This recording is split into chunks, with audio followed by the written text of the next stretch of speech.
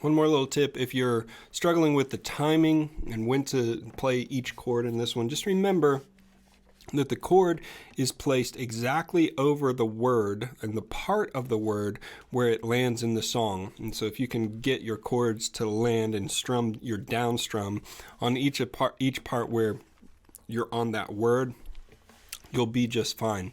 A couple other tricky parts in verse 2, in the second half of it, when it says, "'Cause he hung up on that cross and he rose up from that grave, my God, still rolling stones away." Okay, or something like that.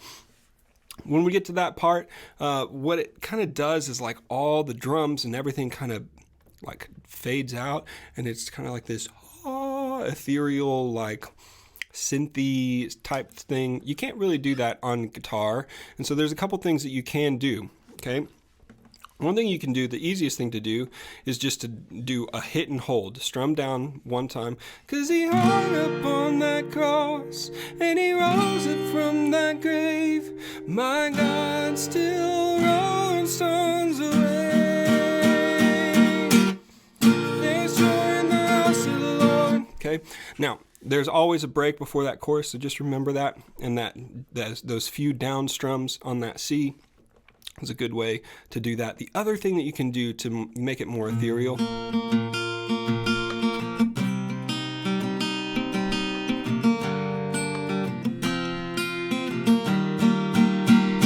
is a little bit of picking in there, okay? Now, my recommendation, I'm going to go into a whole picking tutorial right here, but what you can do is hit one of the bass notes, one of the lower notes, and then kind of do ups and downs in your normal strum pattern, and just select individual strings in the middle of the fret, in the middle of the strings, and that'll generally sound pretty good to get you started.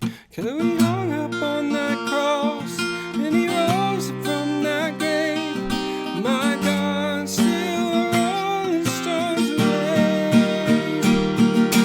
There's joy in the house of the Lord." Okay, and don't ever be shy to do just like a nice slow down strum where you pick all the strings individually. That's a really good way. A lot of guitarists don't use, if they want to build, a lot of times they're going and just digging into the strings.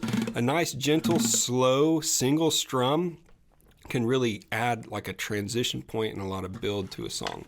All right, and the other than that, on the after the bridge, there's a drum chorus, and so you just don't play after that. That's going to be for the first half of the chorus, and then there's a nice big break after that, and then you come in really big at the end. Okay, all right, let's try it a little bit slowly and together here.